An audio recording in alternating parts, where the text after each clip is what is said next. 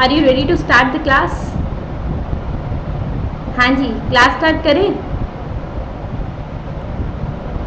बोलो बोलो। यस, ठीक है।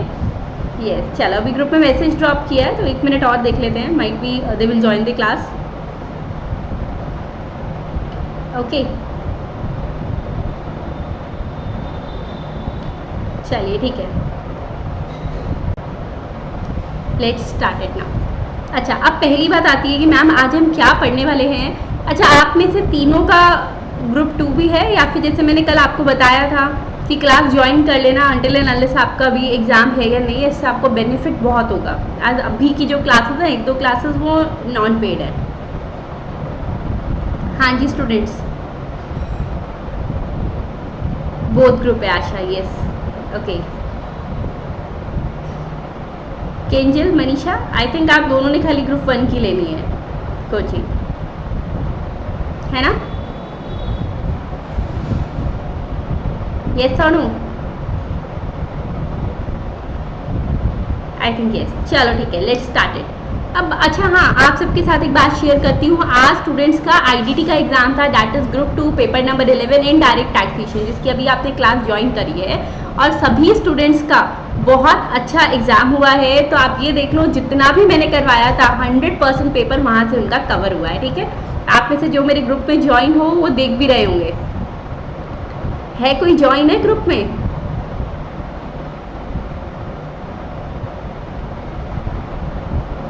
यस, चलो ठीक है, अब स्टार्ट करते हैं क्लास। अच्छा, अब बात आती है कि मैम सबसे पहले कि जीएसटी होता क्या है। तो देखो स्टूडेंट, एक तो हमारे पास क्या रहता है, हमारे आईडीटी के पेपर में ना 2 पार्ट्स आने हैं। एक तो आना है जीएसटी एज ऑफ नाउ, क्योंकि इसके बाद डीटी आईडीटी मर्ज हो जाएगा, तो एक आना है जीएसटी और सेकेंड हमारे पास आता है कस्टम्स, ठीक है। एक आना है जीएसटी और सेकेंड आएगा कस्टम। अब जीएसटी आपके पास कितने मार्क्स का आता है? तो ये आता है टोटल 80 मार्क्स का और कस्टम आता है 20 मार्क्स का, ठीक है। जब कोई बात आती है ना, तो उसमें सबसे पहला क्वेश्चन हमारे पास टैक्स में बनता है कि टैक्स क्यों लगता है। स्टूडेंट्स, क्या आपको कोई आइडिया है टैक्स क्यों लगाया जाता है? अगर मैं पूछूँ, now the question number 1 is कि वाई टैक्स इज लेविड। अब चाहे इनकम टैक्स हो, चाहे जीएसटी हो, चाहे कस्टम हो, why tax is levied? Do anyone know कि टैक्स क्यों लगता है? कोई मुझे आंसर देगा इस बात का?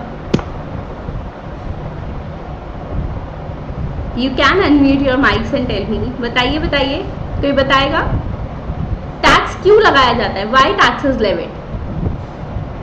नहीं पता। अच्छा, एक बात बताओ, चलो इतना तो मुझे आंसर करोगे ना। आपके घर के बाहर जो रोड है, वो रोड, हाँ, फॉर जनरल पब्लिक, यस। अब देखो, जैसे कि फॉर जो रोड है, क्या ऐसा कभी हुआ है कि बाहर रोड बन रही हो और गवर्नमेंट का कोई ऑफिसर आया हो आपसे कहने कि देखो इस रोड में जो है वो सपोज 2 लाख रुपए लग रहे हैं, तो आपको इसमें कंट्रीब्यूट करना पड़ेगा? ऐसा कभी हुआ? कभी किसी ने ऐसा सुना हो कि भाई ऐसा हो रहा है किसी जगह? बताओ बताओ जल्दी। नो, कहीं नहीं सुना।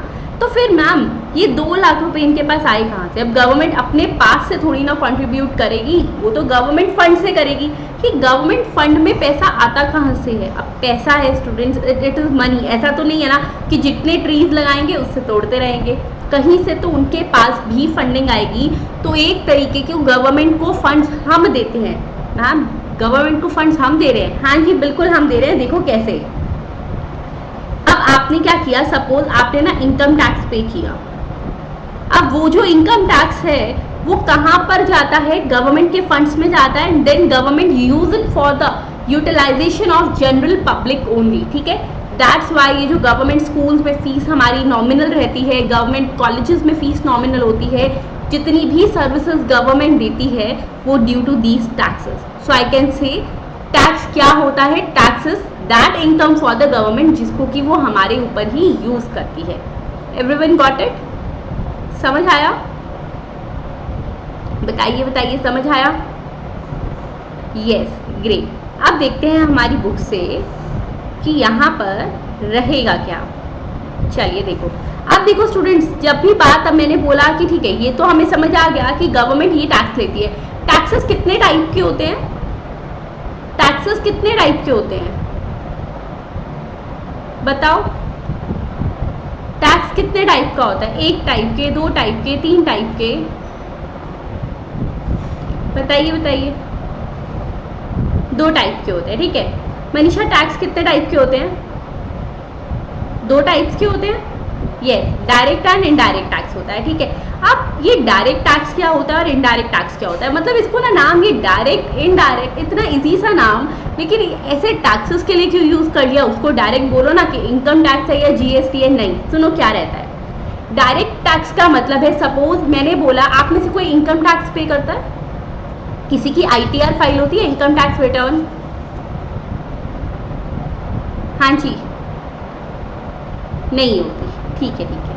घर पर होती है आईटीआर फाइल? बताओ, घर पे आईटीआर फाइल होती है किसी की भी? ओके ठीक है, नहीं होती, ठीक है। अब चलो ठीक है, एंट्री करवाते हैं मेरे फेवरेट कैरेक्टर चिंतामणि की। मान लो चिंतामणि ने ना 15 लाख रुपए की इनकम अर्न करी है। स्टूडेंट्स, इसके 15 लाख की इनकम पर टैक्स कौन देगा?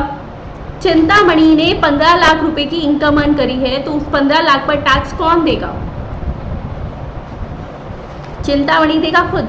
ये सबको क्लियर है कि चिंतामणि खुद से टैक्स देगा? बताओ बताओ। यस, ठीक है। अब देखो यहाँ पर क्या रहेगा, क्योंकि इस केस में चिंतामणि की इनकम पर चिंतामणि खुद से टैक्स दे रहा है, इसीलिए इसको बोलते हैं डायरेक्ट टैक्स। मतलब जिसकी इनकम है, टैक्स का बर्डन उसी की पॉकेट पे पड़ेगा और किसी की पॉकेट पे नहीं पड़ेगा। मैम ऐसा तो हमेशा होता होगा? नहीं। अब सपोज मैंने ये बोला कि आप मार्केट, अब एग्जाम्स आने वाले हैं, फॉर श्योर आप सोच रहे होंगे कुछ कैलकुलेटर्स वगैरह ले आते हैं। कौन कौन लाया फिलहाल में कोई कैलकुलेटर वगैरह? बताओ मुझे, बताओ कौन कौन फिलहाल में कोई कैलकुलेटर लेकर आया? नहीं लाए? ओके ठीक है ठीक है। अब देखो स्टूडेंट्स, यहाँ पर क्या रहता है कि चलो मैंने आपको बोला कि मान लो आप ना एक कैलकुलेटर लेने मार्केट गए। कितने का आता है? 2 साल पुराना। हाँ, कैलकुलेटर तो बहुत अच्छे चल जाते हैं ना, बिल्कुल ठीक है। अब कैलकुलेटर आप लेने गए हो, सपोज इट इज ऑफ ₹150। उसने आपको बोला इस पर 10% का टैक्स लगेगा, 10% का जीएसटी लगेगा। जीएसटी का मतलब होता है goods and service tax. It mean जब भी कोई पर्सन कुछ सप्लाई करता है गुड्स की या सर्विस की, तो गवर्नमेंट ने उसको बोला आप सप्लाई करते टाइम पर थोड़ा सा टैक्स ले लेना और हमें दे देना, ठीक है। दैट इज जीएसटी, बेसिकली ये जीएसटी है।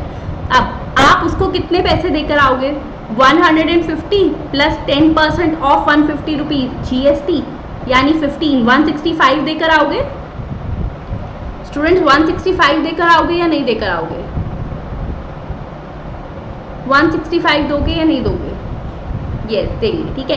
तो टोटल हम उसको पे करेंगे 165 रुपीज। अब यहाँ पर बात आती है, ये जो 15 रुपये हमने पे करे हैं, ये हमारी पॉकेट से गए या दूसरे पर्सन की?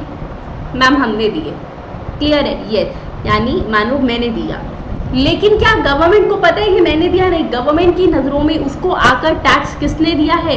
उस शॉपकीपर ने। तो दैट्स वाई इसको बोलते हैं हम इनडायरेक्ट टैक्स। द रीजन भी, क्योंकि यहाँ पर स्टूडेंट्स जिसने टैक्स पे किया, जिसकी पॉकेट पर बर्डन पड़ा है, वो जाकर टैक्स पे नहीं करता। इंसिडेंस और इम्पैक्ट दोनों अलग अलग पर्सन पर रहते हैं। क्लियर हुआ सबको? इज इट क्लियर टू, बताइए जल्दी से, is it clear to everyone? Yes, चलो ठीक है। सो ये होता है डायरेक्ट टैक्स और इनडायरेक्ट टैक्स के बीच में डिफरेंशिएशन। अच्छा, डायरेक्ट टैक्स स्लैब रेट के अकॉर्डिंग लगता है या नहीं लगता? क्या डायरेक्ट टैक्स स्लैब रेट्स के अकॉर्डिंग लगता है? हाँ, यस और नो, केंजल आंसर करो। डायरेक्ट टैक्स स्लैब रेट्स के अकॉर्डिंग लगता है? हाँ मैम, लगता है। तो अब यहाँ पर फंडामेंटल्स ऑफ जीएसटी में सबसे पहला क्वेश्चन हमारे पास आता है कि डायरेक्ट टैक्स और इनडायरेक्ट टैक्स में डिफरेंस क्या होता है। चलो समझते हैं इसका डिफरेंस क्या है, ठीक है। पहला तो, इन the case of direct taxes, the very first thing is, जो पेयर ऑफ टैक्स है और सफरर ऑफ टैक्स है वो सेम पर्सन है। For example in are question मैंने बोला चिंतामणि की 15 लाख की इनकम पर चिंतामणि ही इनकम टैक्स देगा। सो इट मीन पेयर और सफरर उसी की पॉकेट पे बर्डन पड़ा और वो ही पेयर है, तो दोनों सेम पर्सन है। ठीक है स्टूडेंट्स, डन। अच्छा मैम, इसको ना प्रोफेशनल लैंग्वेज में क्या लिखते हैं? प्रोफेशनल लैंग्वेज में हम इसको लिखते हैं impact and incidence are on the same person. Impact जो पेयर है, इंसिडेंस जिसकी पॉकेट पे बर्डन पड़ा वो सेम पर्सन है। But in the case of IDT क्या वो सेम होते हैं? नहीं, दे आर डिफरेंट पर्सन। तो very first difference I hope सबको क्लियर हो गया। सेकेंड होता है डायरेक्ट टैक्स एक इनकम बेस्ड टैक्स है, बट आईडीटी जो होता है वो सप्लाई बेस्ड टैक्स है। मतलब जब भी पर्सन सप्लाई करेगा तब उसको टैक्स लगेगा। ऐसा नहीं है बैठे बैठे स्टॉक बढ़ता जा रहा है बढ़ता जा रहा है बढ़ता जा रहा है उसको टैक्स देना है, नहीं, जब वो सप्लाई करेगा तब टैक्स लगेगा। क्लियर है सबको? फिर डायरेक्ट टैक्स में students rates of taxes different होते हैं from person to person. Ma'am ऐसे कैसे होता है? मैंने आपको बोला, हमने बात करी थी, ध्यान होगा, डायरेक्ट टैक्स में स्लैब रेट लगता है। मतलब जिसकी जितनी इनकम होती है ना उसका उतना हाई परसेंटेज ऑफ टैक्स लगता जाता है। पता है ये सबको? ये पॉइंट पता है सबको? केंजल, आशा, पता है? जल्दी बताइए, पता है ये सबको? Yes, great. तो लेकिन क्या ऐसा कुछ यहाँ पर होता है इनडायरेक्ट टैक्स पे? मतलब मैं ये बोल दूँ कि अगर इनडायरेक्ट टैक्स पे मैंने ये बोला, आप कोई कैलकुलेटर लेने जा रहे हो या फिर कोई और एक पर्सन कैलकुलेटर लेने जा रहा है जिसकी अभी कोई इनकम नहीं है और आपकी इनकम मान लो 10 लाख रुपीस पर मंथ है, तो क्या दोनों को सेम 15 रुपये देने होंगे कैलकुलेटर परचेज करने पर, या अलग अलग देना होगा? क्या सेम देना होगा या अलग अलग देना होगा? मैम ये इनकम सुन के मज़ा आ गया, बिल्कुल बिल्कुल मज़ा आ गया। ठीक है, यस, सेम देना होगा ना। सो यहाँ पर रेट्स ऑफ ड्यूटीज जो है वो डिफरेंट नहीं होती from person to person. Ma'am duty क्यों बोला?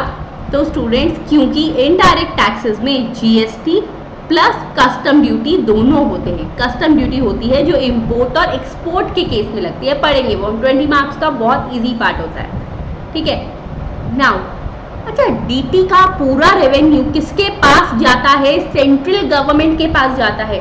वहां पर कुछ भी portion of revenue state government के पास नहीं जाता, लेकिन आईडीटी में revenue central government as well as state government दोनों के पास जाता है। ठीक है स्टूडेंट्स, क्लियर है? यस। अच्छा, हम ना डीटी में एक बात पढ़ते थे, मैम क्या पढ़ते थे? हम डीटी में पढ़ते थे students regarding previous year and assessment year. It means previous year की इनकम को असेसमेंट ईयर में असेस करेंगे, टैक्स लगाएंगे, ऐसा पढ़ते थे? यस, पढ़ते तो थे, लेकिन क्या ऐसा प्रीवियस ईयर और असेसमेंट ईयर का कंसेप्ट हमारे पास आईडीटी में है? नहीं, उसमें तो जब सप्लाई करें टैक्स लग जाएगा। So there is no such concept here. Next आता है which is the department of revenue. Students DT में डिपार्टमेंट ऑफ रेवेन्यू कौन होता है? CBDT, central board of direct taxes. Department of revenue का मतलब जो पूरा का पूरा डीटी संभालते हैं। बट आईडीटी में कौन है? आईडीटी में इट्स सीबीआईसी। मैम बुक में तो ना सीबीसी लिखा है, दीदी बुक में तो सीबीसी लिखा है। सीबीईसी पुराना नाम था, अब नाम चेंज होकर सीबीआईसी हो चुका है, that is central board of indirect taxes and customs. Clear? अच्छा, एग्जाम में क्या लिखना है? एग्जाम में डायरेक्ट सीबीआईसी लिखना है। फिर इनकम टैक्स ना एक्चुअली प्रोग्रेसिव होता है नेचर में। प्रोग्रेसिव मतलब, अब यहाँ पर स्टूडेंट्स प्रोग्रेसिव का मतलब आया जिसकी जितनी इनकम है उसको उतना टैक्स देना है। यस मैम, ऐसा तो होना है, लेकिन जो हमारे पास आईडीटी होता है that is regressive in nature. Reason being, ये ऐसा कुछ नहीं कहता कि जिसकी जितनी इनकम है, जिसने जितना ज़्यादा खरीदा उस पर उतना ज़्यादा टैक्स रेट लगेगा, नहीं, सब पर इक्वल लगना है। अच्छा, अब स्टूडेंट्स एक बात और देखना कि इसको रिग्रेसिव एक तरीके से और क्यों कहते हो। ये था हमारा एक लीगल टर्म कि भाई सब पे इक्वल टैक्स रेट है। फिर रिग्रेसिव मैम और क्यों कह रहे हैं? उसको रिग्रेसिव इसलिए भी कहा जाता है। अब आप एक बात बताओ, ठीक है, सोच कर देखना, आपकी इनकम है 10 लाख रुपए पर मंथ और साथ में जो दूसरा पर्सन वहाँ पर गया था ना उसकी इनकम थी 50,000 रुपये पर मंथ। ठीक है, दोनों के पास, आपकी पॉकेट में 10 लाख रुपए है, उसकी पॉकेट में 50,000 रुपये है। ठीक है, उससे आपसे भी 15 रुपये ले लिए कैलकुलेटर की, उससे भी 15 रुपये लिए। इसकी वजह से जो पहले ही इनकम डिफरेंस इतना ज़्यादा है वो और ज़्यादा बढ़ गया, बढ़ा या नहीं बढ़ा स्टूडेंट्स? क्योंकि उसके पास और पैसे कम हो गए लेकिन इस पर्सन को इतना फर्क नहीं पड़ेगा 15 रुपये से। क्लियर? सो दैट्स वाई इसको हम कहते हैं regressive in nature. I hope दोनों को डिफरेंस अच्छे से समझ आ गया। ये टाइम सूट नहीं कर रहा क्या सबको 1:30 का? आशा और क्लास टाइम सूट नहीं कर रहा, आई थिंक टाइम सूट नहीं कर रहा ना, सही है टाइम, ठीक है। बाकी कोई ग्रुप 2 की क्लास चल रही है अभी? अभी ग्रुप 2 की कोई और क्लास चल रही है किसी भी सब्जेक्ट की? अच्छा, अभी ग्रुप 2 की क्लासेस स्टार्ट नहीं हुई? ठीक है, चलो कोई नहीं, हम आईडीटी की क्लास स्टार्ट करते हैं, बाकी भी हो जाएंगे अभी, ठीक है। नेक्स्ट आता है हमारे पास कॉन्स्टिट्यूशन 101st अमेंडमेंट एक्ट 2016। अब ये क्या कहता है? तो देखो, आपको पता है ये जीएसटी कौन से ईयर में आया मैम? 1 जुलाई 2017। लेकिन क्या बस सोचा कि जीएसटी लेकर आ जाओ और जीएसटी आ गया? नहीं, एक्चुअल क्या हुआ था, सिंस द ईयर 2000, यस 2000 से ये बात चल रही थी 2000 से कि एक काम करते हैं, इंडिया में जीएसटी लेकर आते हैं। उसके बाद गवर्नमेंट चेंज होती रही, उनके क्राइटेरिया चेंज होते रहे, जीएसटी को समझने में बहुत टाइम लगा क्योंकि फर्स्ट टाइम ऐसा टैक्स आना था जिसमें पूरे इंडिया में एक ही टैक्स लगना है। वो करते करते 2016 में कॉन्स्टिट्यूशन में चेंज हुआ। मैम भारत के संविधान में जीएसटी से चेंज क्यों होना पड़ा? सुनो स्टूडेंट्स, अब आप एक बात देखिए, कॉन्स्टिट्यूशन में ये लिखा हुआ था,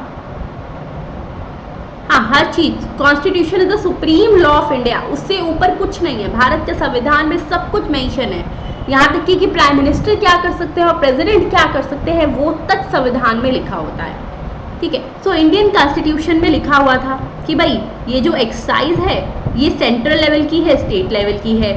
साथ में लिखा हुआ था वैट लगेगा तो स्टेट गवर्नमेंट लेगी, सीएसटी लगेगा सेंट्रल सेल्स टैक्स तो सेंट्रल गवर्नमेंट लेगी। इन सबको चेंज करना पड़ा, हाँ मैम चेंज तो करना पड़ा। तो उन चेंजेस को लाने के लिए इंडियन कॉन्स्टिट्यूशन के एक्ट को अमेंड किया गया था। अब ये अमेंडमेंट कौन सी नंबर की अमेंडमेंट थी? So that was 101st amendment. कौन सी थी students? 101st amendment act 2016। Clear? Ma'am ये याद करना है क्या? हाँ जी, ये याद रखना है, ठीक है। तो रजिस्टर्स निकाल लो आपके आईडीटी वाले और उसमें ये लिखिए कॉन्स्टिट्यूशन, क्योंकि ये कई बार क्या है एमसीक्यू में वो पूछ लेते हैं। 101st अमेंडमेंट एक्ट 2016, ठीक है। कॉन्स्टिट्यूशन 101st अमेंडमेंट एक्ट 2016, इसको इस तरीके से लिख लीजिए स्टूडेंट्स, ओके। लिख लिया? ठीक है। अच्छा, अब एक बात बताओ मुझे, अगर आपको नहीं एक्टिवा लेनी है तो इज इट सो इजी कि घर पे बोला और नहीं एक्टिवा मिल गई? ऐसा होता है क्या कि घर पे बोलो और बस नहीं एक्टिवा मिल जाए? Is it so easy actual? हाँ ना, बताओ मुझे।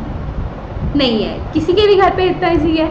नहीं है मैम, इतना इजी तो नहीं है। पूरा अच्छा खासा समझाना पड़ेगा कि भाई एक्टिवा की ज़रूरत क्यों हो रही है, तुम्हें समझाना पड़ेगा ना। हाँ मैम, समझाना तो पड़ेगा। नया मोबाइल लेना है तो इतना इजी मिलेगा? नहीं, घर पे समझाना पड़ेगा।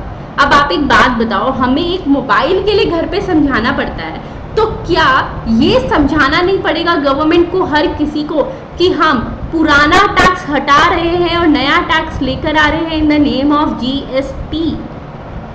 समझाना पड़ा होगा या नहीं पड़ा होगा? समझाना पड़ा होगा या नहीं पड़ा होगा? या कोई बात नहीं, लेकर आते हैं, बिल्कुल पड़ेगा समझाना। तो देखो कैसे समझाया जाता है इन द केस ऑफ गवर्नमेंट। पहले क्या होता है, एक ना बिल पास करवाया जाता है। मैम बिल पास करवाया जाता है मतलब पहले तो पार्लियामेंट के 2 सेशंस होते हैं। Do you know about the parliament 2 sessions? आपको पता है पार्लियामेंट के 2 सेशंस होते हैं स्टूडेंट्स? अगर आप मेरे ग्रुप में ऐड हो, जो नहीं ऐड है मैं कर लूँगी। You can see in the group continuously messages आ रहे हैं। I am very happy to read these messages कि स्टूडेंट्स का अभी तक का बेस्ट पेपर हुआ है ये वाला। ये देखिए, द बेस्ट पेपर हुआ है आज का आईडीटी का। आई एम वेरी हैप्पी। अभी बाद में सबको रिप्लाई करते हैं। यस, तो जस्ट ट्रस्ट मी, आपका भी बेस्ट पेपर होने वाला है, अच्छे से सब कुछ कवर करेंगे। ओके, अब क्या रहता है यहाँ पर, देखो पहले ना एक बिल में लिख दिया कि देखो जी हमें क्या है, हमें जीएसटी लेकर आना है, चलो जी ले आओ। फिर बिल को पार्लियामेंट के 2 सेशंस कौन से, मैम पता नहीं, अरे राज्यसभा लोकसभा नाम सुना है, हाँ अब याद आ गया, राज्यसभा और लोकसभा, यस, वहां पर इन बिल को प्रेजेंट किया जाता है। उसके बाद क्या होता है, अभी इस पर वोटिंग करवाई जाती है, कितनों को ये पसंद आ रहा है, कितनों को नहीं आ रहा। फिर जब बिल इन दोनों से पास हो जाता है, इन दोनों सेशन से पास हो जाता है, वो प्रेसिडेंट के पास जाता है bill. Then what president shall do here, president उस पर अपने साइन करेंगे, असेंट करते हैं, और तभी कोई भी बिल जो है वो एक्ट बनता है। समझ आया बिल एक्ट बनने की कहानी, कि बिल जो है वो एक्ट कैसे बनता है, समझ आया। इनफैक्ट मैं आपको अगर बोलूं फरवरी में क्या आता है, मैम फरवरी में क्या आता है, फरवरी में क्या आता है, कोई बताएगा मुझे, फरवरी में कौन सा इंपॉर्टेंट डे आता है, सोचो सोचो, कोई तो बताओ, नहीं याद आ रहा। ओके, फरवरी में यूनियन बजट आता है। अगर आपने सुना हो हमारा फाइनेंस बजट आता है, बजट आना है जी, बजट फरवरी में, पता है, यस मैम पता है। अब वो बजट भी कैसे प्रेजेंट किया जाता है स्टूडेंट, जब बजट लेकर आते हैं तो वो डायरेक्टली ना एक्ट नहीं बनता कि भाई फाइनेंस एक्ट 2021 आ गया, फाइनेंस एक्ट 2022 आ गया, नहीं, पहले वो बिल प्रेजेंट किया जाता है इस बजट में, देन उस पर जब साइन हो जाते हैं प्रेसिडेंट के, तब वो एक्ट बनता है। ठीक है, अब यहाँ पर बात आती है कि ये तो समझ आ गया, GST constitution 101st amendment act 2016 में आया था, हाँ, लेकिन ये तब तक बिल कौन सा बन चुका था, 122nd अमेंडमेंट बिल 2014। कौन सा था स्टूडेंट्स, जिसमें इसको प्रेजेंट किया उन्होंने, कॉन्स्टिट्यूशन 122nd अमेंडमेंट बिल 2014। 2014 में हमारे प्रेसिडेंट ने, हमारे रिस्पेक्टेड प्रेसिडेंट ने इस पे साइन किया और इसको एक्ट बनाया था। क्लियर, यस नो बोल दो बस जल्दी से, हाँ लिख के यस नो बता दो, क्लियर और नॉट।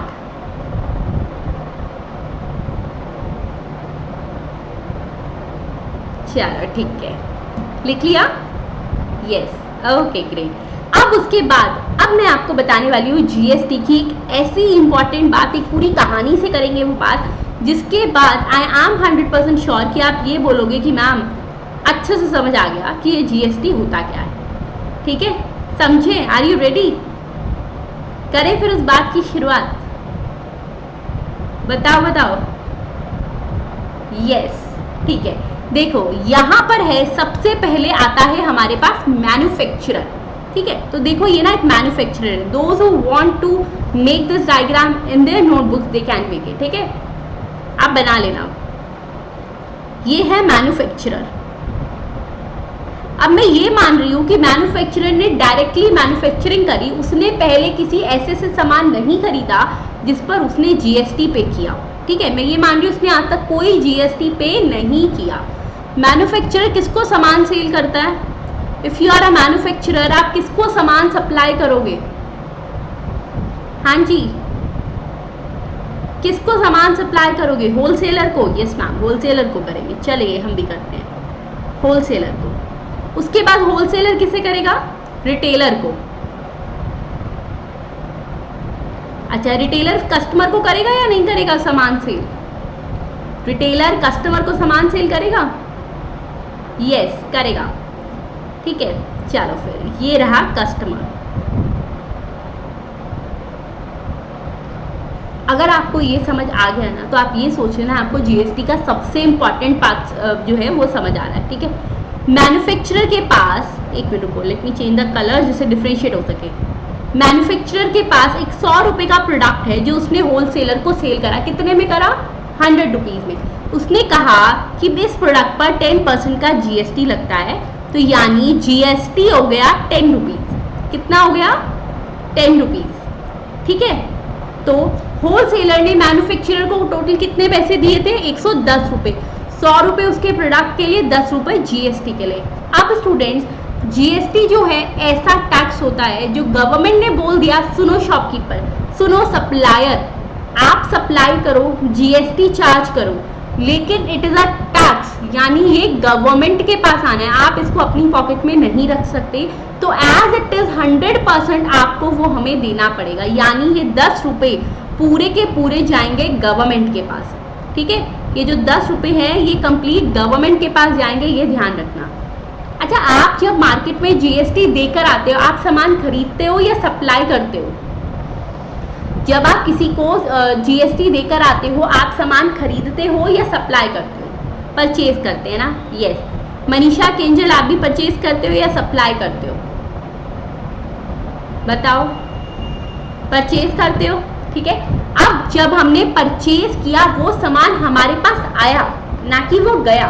तो स्टूडेंट्स, ये जो जीएसटी होता है ना, ये एक परचेजर के लिए, रेसिपिएंट के लिए बन जाता है इनपुट टैक्स।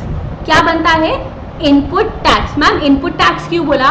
बिकॉज रेसिपिएंट के पास सामान आया है, उसने उस पर टैक्स दिया है, सो इनपुट टैक्स, ठीक है। और सप्लायर के लिए ये टैक्स बन जाता है आउटपुट टैक्स, कि उसने सामान भेजा है।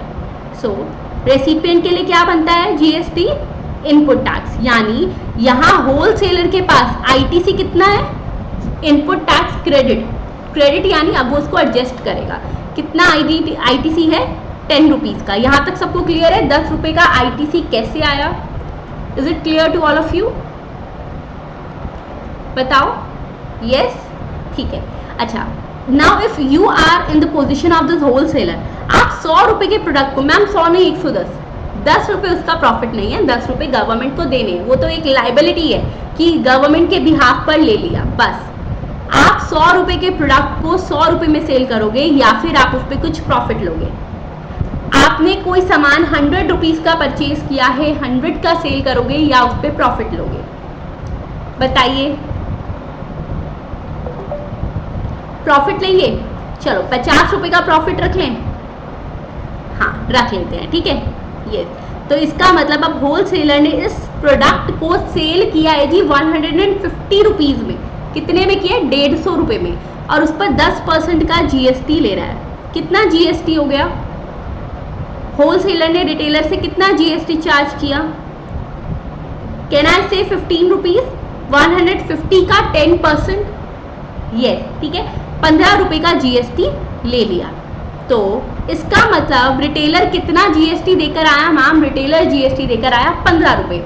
सो कैन आई राइट हेयर कि उसके पास आईटीसी आ गया 15 रुपीज का, इनपुट टैक्स क्रेडिट आ गया 15 रुपीज का, क्योंकि रिटेलर ने पे किया है। अब यहाँ पर रिटेलर ने 150 रुपए का खरीदा, मैं बोल दूं 200 में सेल करेगा, यस, 200 रुपीज का वो उसको सेल कर रहा है, ठीक है। ये भी 10% जीएसटी लेगा, हाँ रेट सेम चल रहा है मान लो। तो इसने कितना ले लिया? 20 रुपए। तो यानी कस्टमर के पास आईटीसी आया है कितने का? 20 रुपीज का, उसका इनपुट टैक्स है 20 रुपीज का। अच्छा, कस्टमर अब किसी को सेल करेगा? If you are a customer here, are you going to sell it the product to any other person? No. तो ये फाइनल कंजम्पशन है, ये फाइनल कंजम्पशन है, ठीक है, यस। अब देखिए क्या होने वाला है, यहां पर ये जो मैन्युफैक्चरर है ना, ये तो गया, ये ना गवर्नमेंट ऑफिस है यहाँ पर, चलो एक गवर्नमेंट ऑफिस बना देते हैं। मेरी ना ड्राइंग ज़्यादा अच्छी नहीं है तो बस मैं ऐसे ही बनाऊंगी, वो जो MS पेंट में सीखा था ना सबसे पहले कंप्यूटर्स चलाते टाइम पर, ऐसे करके, ठीक है, ओके, यस। अब ये गवर्नमेंट ऑफिस है, यहाँ पर मैन्युफैक्चरर आया, उसने बोला लो आपकी अमानत 10 रुपए आपके, दे गया। फिर बारी आई होलसेलर की, होलसेलर देखो यहाँ से आ रहा है, रास्ता बना देते हैं उसके लिए, क्लियर रास्ता है, ये आ गया। जब होलसेलर आया उसको बोला भाई पैसे दो, आपने 15 रुपए चार्ज किए ना रिटेलर से जीएसटी के, वो हमको दे दो। क्या वो पूरे 15 रुपए देगा? नहीं। सुनो उसने क्या कहा, उसने कहा सुनिए गवर्नमेंट ऑफिसर, मैं मानता हूँ मुझे आपको 15 रुपए देने थे, लेकिन इस 15 रुपीज में से मैं ऑलरेडी 10 रुपीज होलसेलर को मैन्युफैक्चरर को देकर आया था और मैन्युफैक्चरर ने वो आपको दे दिए हैं। तो अब मैं 15 रुपये आपको नहीं दूंगा, मैंने उसमें से 10 रुपये दिए हैं मैन्युफैक्चरर को, मैं आपको बैलेंस सिर्फ 5 रुपये दूंगा। यहाँ तक अगर किसी को भी डाउट है तो प्लीज क्लियर कर लो, ये जीएसटी का बेस है। ये समझ नहीं आया तो जीएसटी समझना बहुत मुश्किल है। ये 5 रुपये कैसे देके आए? क्लियर है आशा? ग्रेट। मनीषा, केंजल बताओ, कहीं भी क्लियर है कि ये 5 रुपीज कैसे आया है तो पूछ लो। क्लियर है? ठीक है। अब बारी आई यहाँ पर रिटेलर की। ये रिटेलर आया, चलिए ठीक है। अब रिटेलर ने कहा कि गवर्नमेंट ऑफिसर ने कहा आपने कितना जीएसटी लिया? उसने कहा जी 20 रुपये। ठीक है, दो 20 रुपये। उसने कहा सुनिए, मैं भी आपको 20 रुपये नहीं दूंगा क्योंकि मैं 15 रुपये होलसेलर को देकर आया हूँ, उसने आपको दे दिए होंगे। तो अब वो कितने देगा? अगेन वो देगा 5 रुपीज ओनली। ठीक है, उसने इनपुट टैक्स क्रेडिट ले लिया 15 रुपये का। ठीक है, समझ आया? समझ आया या नहीं? यस। कस्टमर ने क्या किसी को सप्लाई किया? नहीं किया। क्या उसने जीएसटी चार्ज किया? नहीं किया। तो it means here the customer is not going, वो यहाँ पर कुछ भी गवर्नमेंट के पास पे करने नहीं जाने वाला। ठीक है, क्योंकि भाई उसने किसी से जीएसटी चार्ज ही नहीं करा, वो तो बल्कि बेचारा देकर आया है। ठीक है, चलो अब यहाँ तक तो हो गई बात। अब एक बात आती है, जीएसटी को ना, जीएसटी में आईटीसी कैसे लेते हैं ये तो आपको समझ आ गया। समझ आ गया? हाँ जी दी, समझ आ गया। Now the next thing is, GST को वैल्यू एडेड टैक्स क्यों कहते हैं? यस, जीएसटी का नाम है वैल्यू एडेड टैक्स, इसका फीचर है, इनफैक्ट नॉट नेम, इसका फीचर है। वैल्यू एडेड टैक्स कैसे? चलो ये भी समझ लेते हैं, that how it is a value added tax. ठीक है, एक बात देखना स्टूडेंट्स, ठीक है, वैल्यू एडेड टैक्स के सारे पार्ट को ना मैं किस कलर से लिखूं? चलो ब्लैक से लिख देती हूँ, जिससे वो डिफ्रेंशिएट रहेगा। इस पर्सन ने कितनी वैल्यू एडिशन करी थी? 100 रुपीज की। पूरा का पूरा प्रोडक्ट उसने अभी बनाया 100 रुपये का, टैक्स लिया 10 रुपये का। ठीक है, ठीक है, 100 पर 10%, दैट्स अ नॉर्मल थिंग। इसने कितनी वैल्यू एडिशन करी थी? होलसेलर ने कितनी वैल्यू बढ़ाई थी, कितनी वैल्यू ऐड करी थी उस प्रोडक्ट में? बताओ मुझे, कितनी वैल्यू ऐड करी थी? बताइए बताइए जल्दी से। होलसेलर ने 100 रुपए के प्रोडक्ट में कितनी वैल्यू ऐड करी है? 50 रुपीज, क्योंकि 150 का सेल किया। यस, ठीक है। अब देखना क्या हुआ।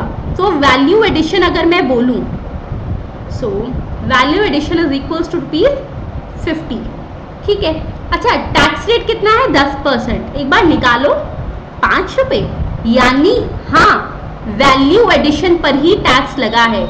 क्यों? मतलब उसने अल्टीमेटली टैक्स 5 रुपए का दिया था ना यहाँ पर कि भाई मैं आईटीसी ले रहा हूँ। तो इन एवरी केस स्टूडेंट इसको वैल्यू एडेड टैक्स इसलिए कहते हैं क्योंकि सिर्फ एडेड वैल्यू पर ही टैक्स देना होता है, कंप्लीट पर नहीं।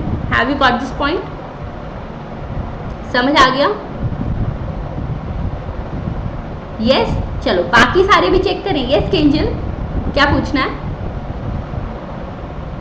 हाँ बिल्कुल बिल्कुल, मैं रिपीट करती हूँ। देखो नेक्स्ट, इसमें देखो, इस पर्सन ने ना मैन्युफैक्चरर के पास 100 रुपए का टैक्स था, 100 रुपए का प्रोडक्ट था, उसने 100 रुपए में सेल करा होलसेलर को। होलसेलर ने खरीदा है 100 रुपए में, लेकिन सप्लाई किया 150 में। तो इसका मतलब उसने वैल्यू एडिशन कितनी करी? कितनी वैल्यू ऐड करी? 50 रुपए, 100 का खरीद के 150 में सेल किया। अब इसको वैल्यू एडेड टैक्स इसलिए कहते हैं क्योंकि अल्टीमेटली जब होलसेलर जाएगा गवर्नमेंट के पास तो वो कहेगा मैं सिर्फ एडेड वैल्यू पर ही टैक्स दे रहा हूँ। कैसे? 50 रुपए का 10%, that is the GST rate. 5 rupees आया और यहाँ चेक करो होलसेलर सिर्फ 5 रुपीज देकर आया क्योंकि बाकी का उसको आईटीसी मिल गया। तो that's why it is also known as value added tax. Clear है केंजल? क्लियर है? यस। अब देखना, होलसेलर ने ना रिटेलर को अब पे करे 150 से 200 रुपीज, यानी सॉरी, होलसेलर ने रिटेलर को 150 रुपए में बेचा था। रिटेलर ने कितनी वैल्यू ऐड करी कस्टमर के लिए? रिटेलर ने कितनी वैल्यू ऐड करी बताओ? रिटेलर ने कितनी वैल्यू ऐड करी है? 50 रुपीज। अगेन 150 का प्रोडक्ट है, 200 में सेल कर रहा है। ठीक है, लगाओ इस 50 का 10%, that is 5 rupees. Let's check it, retailer ने 5 रुपीज का जीएसटी पे किया है। समझ आया? इसका सेकेंड फीचर क्लियर है सबको, that it is a value added tax. Yes, great. अच्छा, उसके बाद ना इसका एक फीचर और है, जब अभी हम पढ़ेंगे ना इसकी कैरेक्टरिस्टिक्स, तो एक और आएगा। मैम क्या आएगा? Final burden to be bear by the consumer only. क्यों? क्योंकि अब आप देख सकते हो पूरा का पूरा 20 रुपए किसकी पॉकेट से गया? किसकी पॉकेट से गया? बाकी सबने तो आईटीसी क्लेम करते रहे, वो गया ultimately from the pocket of customer, क्योंकि वो आगे सप्लाई नहीं करेगा। आपने जब जाकर कोई भी मार्केट से प्रोडक्ट खरीद लिया, आप जीएसटी दे आए, कहीं आईटीसी नहीं मिल रहा आपको, क्योंकि आगे फर्दर सप्लाई नहीं है, तो वो पूरा बर्डन एक्चुअल में हम यानी कस्टमर बियर करता है। ठीक है, सो आई होप आज सबको इसके फीचर्स समझ आए अच्छे से, इस एग्जाम्पल से समझ आ गया। ठीक है, ये एग्जाम्पल स्टूडेंट्स आपको किसी भी बुक में नहीं मिलेगा, ये किसी भी बुक में नहीं है एग्जाम्पल। ठीक है, so I will definitely recommend you, आप इस एग्जाम्पल को नोट कर लेना, इससे आपको जीएसटी समझने में बहुत ज़्यादा हेल्प होती है। ये मैंने आपके लिए बनाया एग्जाम्पल। ठीक है, चलो ओके, क्लियर है सबको?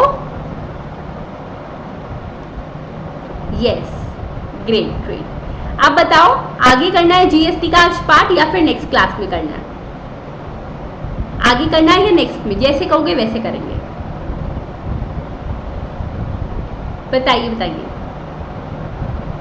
करें, कंटिन्यू करें? ठीक है, तो अभी का जो सेशन का टाइम है ना वो 2 मिनट में ओवर हो जाएगा, तो मैं आपको नेक्स्ट मीटिंग का लिंक फिर शेयर कर दूंगी। इतने में मैं आपको एक बार कैरेक्टरिस्टिक्स दिखा देती हूँ इसकी। अच्छा मैम, ये सब क्या है कि इस अमेंडमेंट एक्ट में क्या आया था, ये मैं आपको करवाऊंगी कि अमेंडमेंट एक्ट में क्या आया था, लेकिन एक बार थोड़ा सा जब आप जीएसटी आगे समझ लोगे उसके बाद, ठीक है, तभी आपको वो बेटर अंडरस्टैंडिंग इसकी बनेगी। चलो देखते हैं जीएसटी क्या है। GST means a tax on supply of goods और सर्विस और बोथ। हमें पता है जब भी गुड्स या सर्विस की सप्लाई होगी तो जीएसटी लगेगा, लेकिन जीएसटी सिर्फ और सिर्फ गुड्स या सर्विस की सप्लाई पर ही लगता है। क्यों? मैं बोल रही हूँ इट्स अ जीएसटी, जी या एस नहीं है तो टी नहीं लगेगा। मैम ऐसा क्या है जो ना गुड्स है ना सर्विस है? मनी। आपने किसी को सिर्फ पैसा दिया, उसके बदले कोई सप्लाई नहीं है, तो उस पर कोई जीएसटी नहीं लगता। ठीक है, अच्छा अब बात आती है, क्या दुनिया का हर मतलब इंडिया में हर प्रोडक्ट पर जीएसटी लगता है? हाँ लगता है, हर प्रोडक्ट पर। एक्चुअली क्या हो रहा है, अच्छा पेट्रोल आप भरवाते हो एक्टिवा में, कभी जीएसटी लगता है पेट्रोल पर? पेट्रोल रिफिल करवाने जाते हो, जीएसटी लगता है? क्या वो आपको जीएसटी चार्ज करते हैं? नहीं, किसी के भी एरिया में नहीं। ओके, तो राइट नाउ ना ये जो पेट्रोल है, डीजल है, इस पर जीएसटी नहीं लग रहा, लेकिन हाँ ये बहुत जल्द जीएसटी के परव्यू में आएंगे। ठीक है, सो लेकिन सिर्फ और सिर्फ एक प्रोडक्ट ऐसा है जिस पर जीएसटी आज की डेट में है कि उस पर लगेगा ही नहीं। इस पर लगेगा, फ्यूचर में लग जाएगा जब नोटिफिकेशन आएगी, लेकिन ऐसा कौन सा प्रोडक्ट है जिस पर लगेगा नहीं? So that is alcoholic liquid for human consumption. क्या है? Alcoholic liquid for human consumption. ठीक है, अब ये फॉर ह्यूमन कंजम्पशन क्यों? क्योंकि कुछ मेडिसिन वगैरह में भी अल्कोहल जो होता है उसका थोड़ा बहुत पार्ट डालते हैं to make it more effective, लेकिन जो डायरेक्ट कंज्यूम की जाती है उस पर नहीं लगेगा। क्लियर? यस, तो अभी एक काम करती हूँ, मैं ये सेशन एंड करती हूँ यहाँ पर। फटाफट से ग्रुप देख लेना, ग्रुप में आपको सेकेंड लिंक मिल जाएगा। Okay, thank you and have a nice day. जल्दी से वापस आ जाना ये। अच्छा हाँ ठीक है, अभी कर रही हूँ मैं शेयर।